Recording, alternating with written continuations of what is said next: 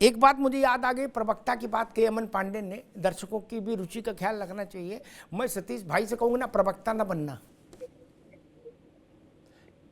मेरा अपना अनुभव बताए दे रहा हूं, काम आएगा आपके। प्रशांत एक देश के बड़े पत्रकार, सांसद भी रहे एक दौर में लोकसभा से।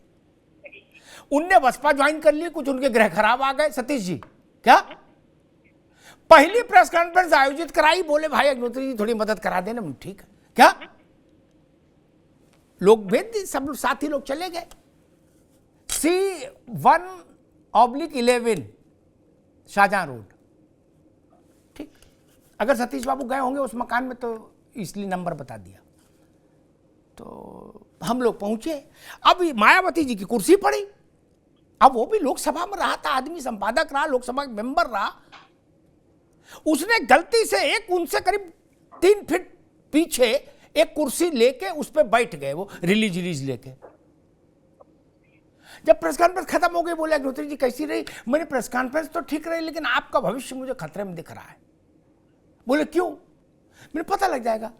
5 बजे प्रेस कॉन्फ्रेंस खत्म हुई, 6:30 बजे एक चिट्ठी आ गई बसपा से कि घोर अनुशासनहीनता के आरोप में और मिशन को नुकसान पहुंचाने के आरोप में इनको निकाल दिया गया है। क्या? बोलो सियावर रामचंद्र की जय। हमने ऐसे जाने कितने शहीद होते देखे, इसलिए मैं सतीश भाई से कहूंगा प्रवक्ता ना बनना भैया। ला एक और हमारे नोएडा है कि नोएडा के मित्र थे प्रवक्ता। अरे रुक जाओ महाराज, आपके भले की बात कह रहे तो क्यों उंगली उठा रहे हो? अरे बनने के शौक हो तो बन जाओ, फिर कल हम फिर बैठा लेंगे आपको, चलो बन जाओ प्रवक्ता, परसों तक निकाल दिए जाओगे। हमने आपसे बड़े बड़े शहीद होते देख लिए, मैं नाम ले दूं जिनकी बात बता रहा हूं। यहां जितने लोग पैनल में बैठे उनसे बड़ी हैसियत की व्यक्ति है वो। और उसका जुर्म क्या था? 3 फीट पीछे भी कुर्सी पे क्यों बैठ गए? इसीलिए मैंने कहा सियावर रामचंद्र की जय। इन चक्करों में ना पड़ो भैया ना। सतीश प्रकाश और गरीबी की बात हो रही थी, जोशी जी ने भी उत्साह कुछ कहने की चेष्टा कर रहे थे। ये सब प्रसंग मत उठाया करिए, ये सब प्रसंग राजनेताओं के प्रति बहुत वितृष्णा पैदा करते हैं सच्चे गरीब के मन में।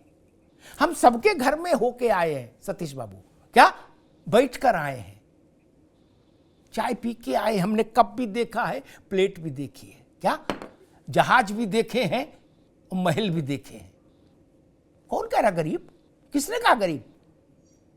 हमने व्हाइट हाउस भी देखे हैं, हमने गुलाबी हाउस भी देखे हैं, गुलाबी जो पत्थर होता है उसके महल। ऐसे गरीब आदमी के महल होते हैं नहीं ना। ये मत कहो कि भाई खाते पीते मौज ले रहे हैं, ये बोलो। ये हमारा विषय नहीं था, लेकिन चूंकि ऐसी बात कह दी गई इसलिए मुझे इस पर एक टिप्पणी करना जरूरी हो गया। क्या होगा 4 तारीख को, नहीं होगा, पश्चिमी उत्तर प्रदेश को, पूरे देश का विषय है। लेकिन मैं कहूंगा इतनी सज्जनता, इतनी सौमनस्यता राजनीतिक बिरादरी में और विचारक जो लोग हैं उन सब में रहनी चाहिए कि 4 तारीख को अगर वो परिणाम ना आए जिस परिणाम को लेके हम 3 महीने से बैटिंग कर रहे हों, तो हमको बिना किसी किंतु परंतु के स्क्रीन के सामने आके देश से बिना शर्त माफी तो मांगनी चाहिए ना। इतने पर सब लोग हामी भरो आज। अगर भारतीय जनता पार्टी पराजित हो जाती है तो प्रशांत पटेल को यह कहना चाहिए कि हमारा शासन जनता को मंजूर नहीं हुआ, इसका मतलब गलती है कहीं हमारी। और अगर भाजपा फिर सरकार में आ जाती तो जोशी जी को माफी मांगनी चाहिए और सतीश जी को इनके साथ खड़े होकर माफी मांगनी चाहिए। तब तो अलायंस कर ही लो, जब मान लो हारी जाओ, फिर क्या समस्या है? यह महत्वपूर्ण विषय है। राहुल जी जैसा व्यवहार ठीक नहीं है। वो हर चुनाव में नया मुद्दा लेके आए, पुराना मुद्दा पिट गया, उसकी चर्चा नहीं की। उन्होंने कहा राफेल में घोटाला हुआ, ये इतनी बड़ी विजय के साथ आए। बोले चौकीदार चोर है, ये 303 लेके आए। राहुल जी ने कहा चलो हम पुराने बात छोड़ रहे हैं, अब हम जातिगत जनगणना उठाएंगे। चलो 24 के बाद, जून के बाद फिर क्या उठाएंगे? तब टिकिए तो अपने कमिटमेंट पर तो टिकिए। मेरी रुचि इसमें नहीं कि बिजनौर से कौन जीतेगा और बागपत से कौन जीतेगा और बालियान जीतेंगे कि नहीं जीतेंगे, लेकिन कम से कम जो विचारवान लोग हैं वो इस बात पर तो टिके कि जनता का जनादेश जिस ओर जाए उसका सम्मान करना तो सीखो। ये नहीं चलेगा कि बंगाल में ममता बनर्जी जिस वोट से मुख्यमंत्री बने वो वोट पवित्र, और उत्तर प्रदेश में जिस वोट से योगी आदित्यनाथ मुख्यमंत्री बने वो ये पिछड़ा विरोधी वोट है, ये पीडीए के खिलाफ वोट है। ये कौन मान लेगा आपकी बात? ये तो थेतरा ही है।